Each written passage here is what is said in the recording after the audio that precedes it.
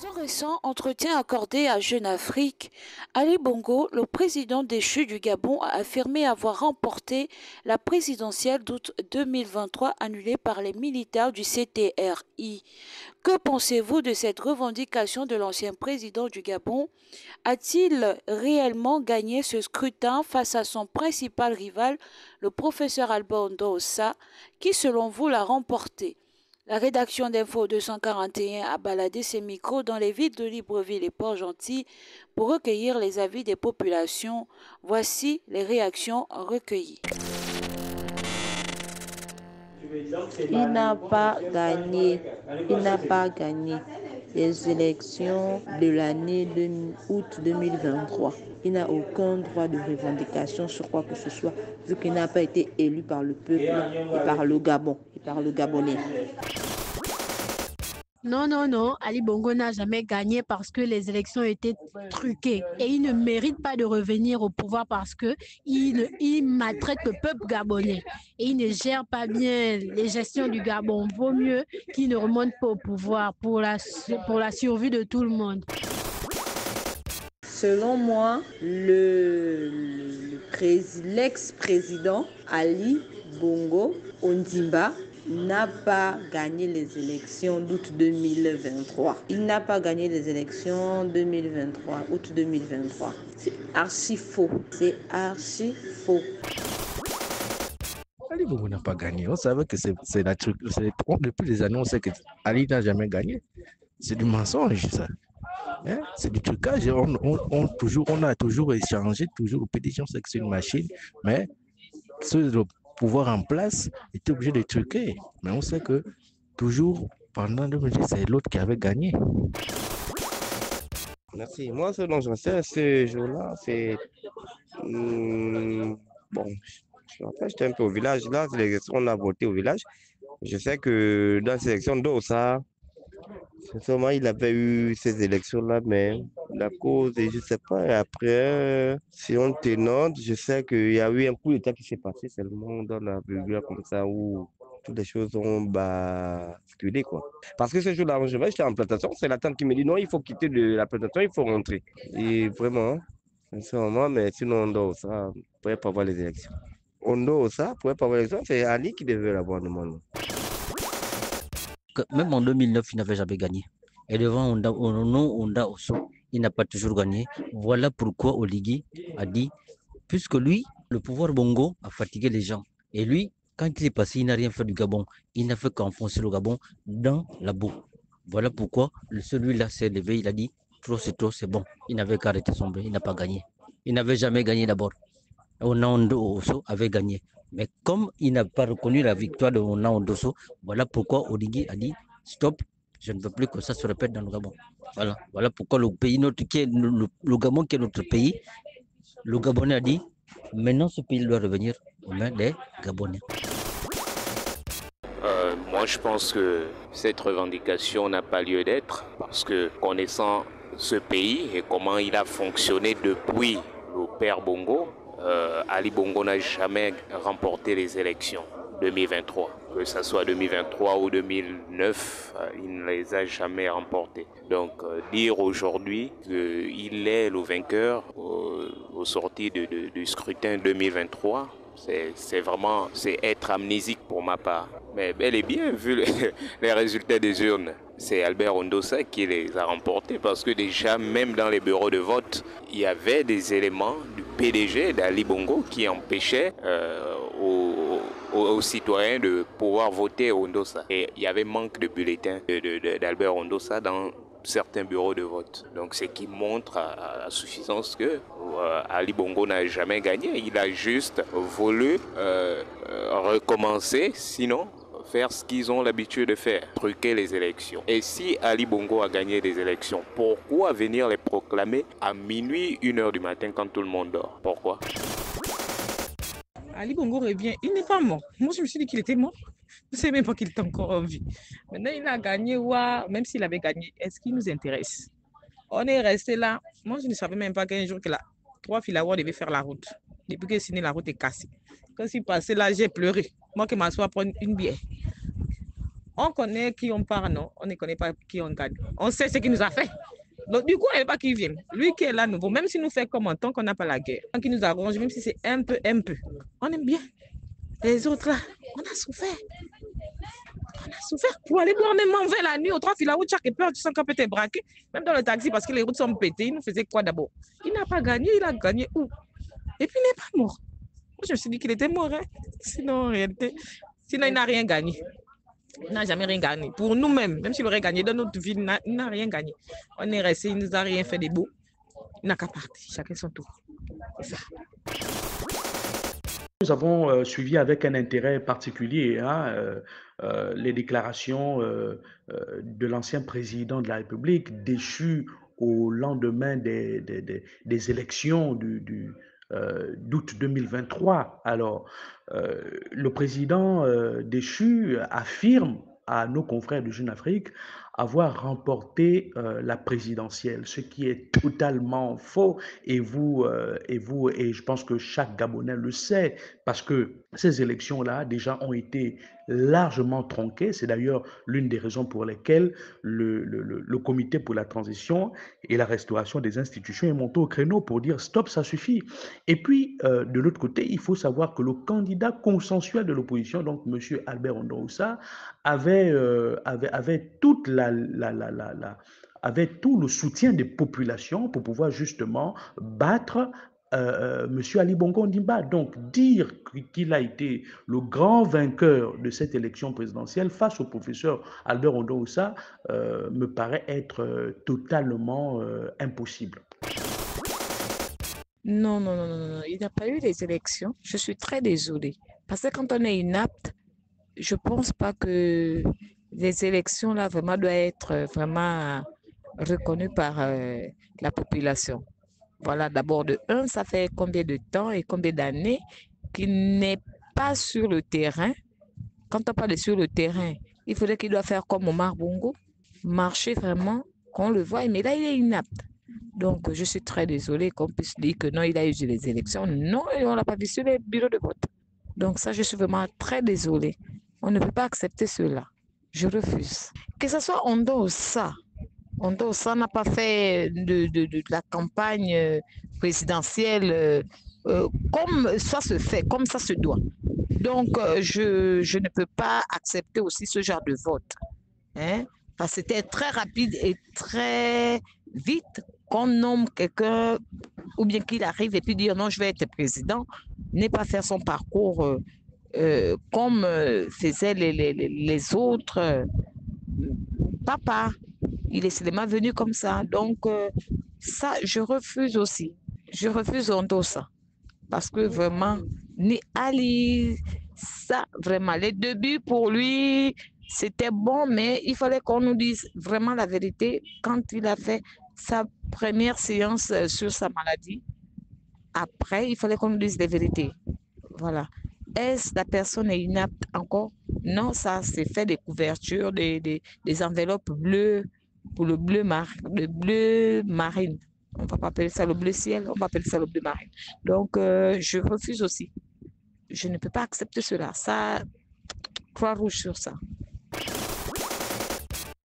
Déjà, je dirais que l'ancien président, je pense pas qu'il devrait gagner, qu'il devait gagner parce que déjà beaucoup ne l'aimaient plus parce qu'il ne faisait rien. Donc la population, je vois pas comment la population l'aurait choisi vu qu'il n'y avait pas certaines choses. Il ne disposait plus du pouvoir en fait. Il ne disposait plus d'un certain nombre de choses pour être élu président.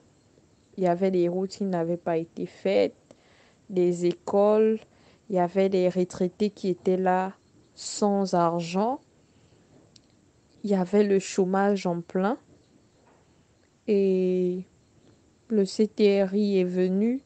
Ils ont fait, en quelques mois qu'ils sont là, ils ont fait plus que l'ancien président n'a jamais fait. Et oui, je pense que c'est Albert Ondoussa qui aurait gagné parce que même lorsqu'il était venu pour sa campagne en août, sans qu'il n'ait donné, on va dire quoi, des t-shirts ou les miettes qu'on a l'habitude de gagner dans les partis politiques là et autres. Il n'a pas donné ça, mais la population était là pour lui. La population l'a accordé du temps à l'écouter. On était là. Il a parlé de beaucoup de choses qu'il allait dire, mais je pense que c'est Albert Ondosa qui allait gagner parce que la population vraiment était derrière lui. Ils étaient là, pas par intérêt, mais parce que le peuple voulait un changement radical. Mais pour ma part, moi je suis légaliste. Donc légaliste, j'estime que la composition de la CGE est un consensus politique. Et donc, vu la composition justement de cet organe-là qui organisait les élections jusqu'en août 2023, ben, écoutez, Ali Bongo est sorti vainqueur parce que déclaré par la CGE. Et dans le processus démocratique, après que la CGE ait déclaré, la CGE ait déclaré M. Ali Bongo vainqueur, il revenait donc au professeur Ondosa d'aller à la Cour constitutionnelle pour justement contester l'élection d'Ali Bongo. Ça, c'est du point de vue légaliste. Mais pour tous ceux qui justement décrient la victoire d'Ali Bongo, je dis toujours en restant maintenant partisan ou en regardant la vie politique du Gabon, vous savez que la dernière élection était combinée avec l'élection des députés. Et sachant qu'au Gabon, on ne vote pas le parti, mais on vote plutôt la personne, il était quand même difficile de voir la trempe des députés qui étaient derrière Ali Bongo perdre l'élection. Donc, à ce titre, je dis que si les députés n'ont pas perdu l'élection, Ali Bongo aussi gagnait automatiquement ces élections, sachant qu'on avait des départements comme Akulamoutou, je pense au premier siège où M. Blaise Mouembe était candidat unique, on avait la Djori Anili où Malika Bongo était candidat unique, donc sans opposition. Vous comprenez que dans ces bastions, hein, justement, Ali Bongo était déjà déclaré vainqueur. Quoique Port-Gentil, dans le Goué maritime, il était parti avec un gros handicap. Dans le Haut-Ogooué aussi, hein, bien sûr, dans le Haut-Ogooué, parce que le professeur Chambrier avait déjà fait un gros travail avec son parti avant qu'il ne se confonde dans la candidature du professeur Ondosa. Mais pour ma part, en restant légaliste, la CGE étant composée de membres de la majorité et de l'opposition, et que cette CGE-là a donné vainqueur Ali Bongo, je reste moi légaliste, je dis Ali Bongo a gagné les élections. Malheureusement, les militaires, en ayant fait le coup d'État, ne nous permettent pas aujourd'hui, en tant que légaliste, de dire effectivement que Ondosa, le professeur Ondosa aurait gagné. D'autant plus que Monsieur Raymond Donsima rappelait qu'à une époque où il soutenait le professeur Pierre Mamboundou, quand il soutenait le Pierre Mamboundou justement, ils avaient eu à recompter les voix, et en recomptant les voix, malheureusement, Mamboundou avait perdu. Ça avait même changé le classement de cette élection où Baobam venait deuxième après justement le candidat Ali Bongo à cette époque, je pense en 2009. Donc pour ma part, restant légaliste, je dis Ali Bongo a remporté cette élection. Il a raison de dire qu'il a remporté cette élection parce que la CGE lui avait donné vainqueur de cette élection. Je vous remercie. Par rapport un peu à l'édit de M. Ali Bongo Ondimba, nous avons l'impression qu'il déligue. Nous avons aussi l'impression qu'il y a beaucoup de choses qui ne vont pas dans sa tête. Et il sait très bien que le peuple gabonais ne l'aime pas. Mais nous déplorons amèrement un peu tout récemment le comportement de ses avocats qui le défendent. Mais nous avons l'impression que pendant le pouvoir, les Gabonais avaient affaire à un malade mental. Je crois qu'à ce stade de ces réflexions, c'est quand même que nous qualifierons de ridicule. Monsieur Ali Ben Bongo Ondimba n'a jamais gagné des élections en République gabonaise. Il avait pour son support Madame Marie-Madeleine Morancho, qui trafiquait des résultats réels. Et cela est connu de tous, même jusqu'au petit enfant, le plus dernier des Gabonais. Même le plus petit dernier des Gabonais le sait. Nous croyons plutôt que M. Ali Ben Bongo Ondimba doit répondre de ses actes devant la justice. Il a tué les Gabonais. Il a volé des Gabonais. Même Noromine, qui s'est dit qu'il est son fils, pourquoi a-t-il refusé les textes ADL?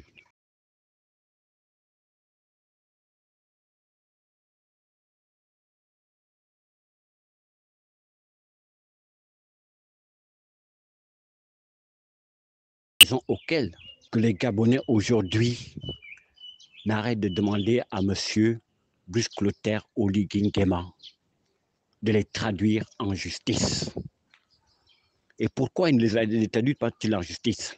Donc, dire que même la transition auquel nous vivons, les Gabonais n'ont plus confiance. Le dialogue, soi-disant, n'a pas été inclusif, mais les Gabonais croupissent comme dans l'ancien système. Il faut voir des réalités en face. Ali Bongo Ondimba n'était à l'époque qu'un chanteur. Et son seul objectif, c'est d'être chanteur. Et c'est ce qu'il a devenu, qu'il a rendu. Il aurait de continuer sa course à être artiste, chanteur, compositeur, mais il s'est bazardé à s'aventurer à vouloir être comme un chef de l'État. Parce qu'il comptait sur Madame Marie-Madeleine Morancho, qui se dit femme de droit, mais nous, à l'Organisation internationale des droits humains, nous le qualifions de criminel. Et elle mérite d'être torturée comme le subit Madame Sylvia Bongo Ondimba. Madame Bilogue Ali Bongo n'a été qu'un aventurier à la présidence. Il n'a jamais gagné de présidence. Aucune vision, aucun mode de société. Son objectif, c'était de faire souffrir les Gabonais. Parce que tout le monde sait qu'il n'est pas Gabonais. Il a des origines nigérianes, typiquement Bafia. Il ne faut pas qu'on se dévoile la face. Mais tout ce que les Gabonais attendent de ce dernier, ce voyou et ce voirien, c'est qu'on le mette devant la justice et réponde de ses actes criminels de 2016. Je vous remercie. Mais je crois vraiment que M. Ali Bongo Ondimba a quand même des sérieux problèmes. Le peuple gabonais sait très bien que depuis 2009, M. Ali Bongo Ondimba n'a jamais gagné ces élections-là. Les 2 mandats qu'il a fait et le 3e mandat qu'il devait faire là, il le sait très bien. Sa propre conscience sait qu'il n'a jamais gagné une élection au Gabon. Il comptait sur les mêmes militaires. Voici la force d'Ali Bongo Ondimba. C'était l'armée gabonaise qu'il utilisait pour lui seul et non pour une nation. Pour lui, il croyait que l'armée, c'était des robots qu'eux, ils avaient fabriqués, qui devaient toujours être de leur côté. 2009, on a subi. 2016, nous avons subi. Mais les militaires sont des êtres humains. Ils réfléchissent aussi eux-mêmes. Ils ont compris que le peuple gabonais que nous maltraitons, mais cette fois-ci, si réellement les élections 2023, M. Ali Bongo Ondimba avait gagné ces élections-là par des urnes, sans triche, mais l'armée ne devait pas faire ce qu'ils ont fait. Mais l'armée savait que non, ces messieurs n'avaient pas gagné les élections. Ils le savaient, ces militaires-là, ils savaient cela. Parce qu'ils ont vu 2009, ils étaient derrière lui. 2016, ils ont vu derrière lui. Quand il y a eu des émeutes en 2016, l'armée a tué. Mais ils savaient qu'en 2023, ça devait être plus pire. Voici pourquoi ils ont compris que non, cette fois-ci, nous ne sommes plus là pour tuer notre peuple à cause de 10 personnes qui gèrent le pays. Voici pourquoi l'armée était obligée de dire non, non, trop c'est trop. Parce que les militaires savaient qu'Ali Bongo Ondimba n'a pas gagné les élections. Et il n'a jamais gagné les élections. La preuve aujourd'hui, nous avons les anciens PDG aujourd'hui qui viennent se confesser. Voici. Donc, M. Ali Bongo Ondimba, moi étant Gabonais, ce que je pourrais vous dire, vaut mieux de vous taire. Vous avez cette chance aujourd'hui que c'est l'armée qui a pris le pouvoir et que vous êtes en liberté aujourd'hui. Vous êtes en liberté, vous devez dire merci à M. Oligui. Vous devez dire merci à M. Oligui parce qu'il vous a fait sortir d'une place là où je ne sais pas où, là où vous devez vous retrouver aujourd'hui. Vous croyez que c'était M. Ondosa qui était là au pouvoir. Vous, M. Ali Bongo Ndimba, vous n'avez pas respiré. Votre place était aujourd'hui au Nyouf avec votre femme et votre enfant, sans compter des autres collaborateurs qui sont aussi à liberté aujourd'hui. Donc, moi, ce que je pourrais vous dire, c'est de respecter M. Oligui. Vous n'êtes plus là pour aller raconter dans les médias étrangers. Mais nous avons nos médias ici, M. Ali Bongo Ndimba. Il y a Radio Gabon qui est là. Il y a la radio de votre oncle qui est là, même si aujourd'hui, ça ne passe plus, mais il y a d'autres médias privés. Vous pouvez les convoquer chez vous et faire ce genre de déclarations. Pourquoi vous partez faire des déclarations dans des chaînes internationaux ou dans d'autres chaînes? Mais monsieur l'ex-président, mais je suis obligé de vous appeler ex-président parce que vous nous avez géré dans la triche et non dans les urnes. Donc, par rapport à votre interview, nous sommes dans le regret de vous dire, vaut mieux de vous taire, monsieur Ali Bongo. Vaut mieux de vous taire. Vous avez trop fait du mal aux Gabonais. Il y a des Gabonais aujourd'hui qui ont perdu leurs parents, leurs enfants en 2016. Et quand ces Gabonais-là vous entendent encore parler, vous êtes en libération, mais ça risquerait de causer des problèmes au général Oligui. Pourquoi il vous laisse en libération? Votre place n'est pas à la Sablière. Votre place, c'est au Gros Bouquet. Et même pas au Gros Bouquet, à la CPI. Vous devez être poursuivi à la Cour pénale internationale. Vous avez fait trop du mal aux Gabonais. Vous avez trop fait du mal aux Gabonais. Il est temps pour vous, le temps que vous êtes là, en sécurité, vaut mieux de vous repentir bien avant que Dieu ne puisse vous enlever sur cette terre. Et je vous ai écouté quelque part là, vous dites, tout ce qui s'est passé au Gabon, c'est vous-même qui donnez cet ordre. Mais je me souviens, une fois, vous avez fait un discours au stade Nzayon.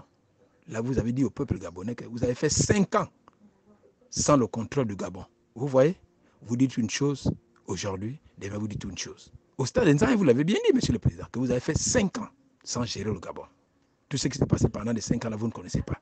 Et aujourd'hui, dans votre palais de la Sablière, vous dites, c'est vous qui donnez tous ces ordres avec tous ces ministres de faire ce qu'ils ont eu à faire dans notre pays, le Gabon. Donc ça veut dire que vous assumez le mal que vos collaborateurs ont eu à faire. Donc vous ne devez pas être en liberté. Tout ça, vous devez dire ça aussi dans vos médias, que vous partez parler hors du Gabon. Et pourtant, lorsque vous étiez en service, vous avez pris une chaîne nationale. Vous avez un brigadier, une chaîne nationale. Pourquoi aujourd'hui, la même chaîne, vous ne l'utilisez plus pour venir raconter tout ce que vous racontez aujourd'hui? Donc, je suis vraiment désolé, monsieur le président Ali. Vous n'avez jamais gagné les élections et vous-même, votre propre conscience le sait. Même tous ceux qui sont autour de vous, qui vous ont lâché aujourd'hui, savent cela. Hier, quand ton neveu a scellé, te portait conseil, tu ne l'écoutais jamais. Mais aujourd'hui, je crois que tu aujourd'hui, donc, si je savais, c'est trop tard. Comme lui-même le disait dans ses émissions, c'est trop tard.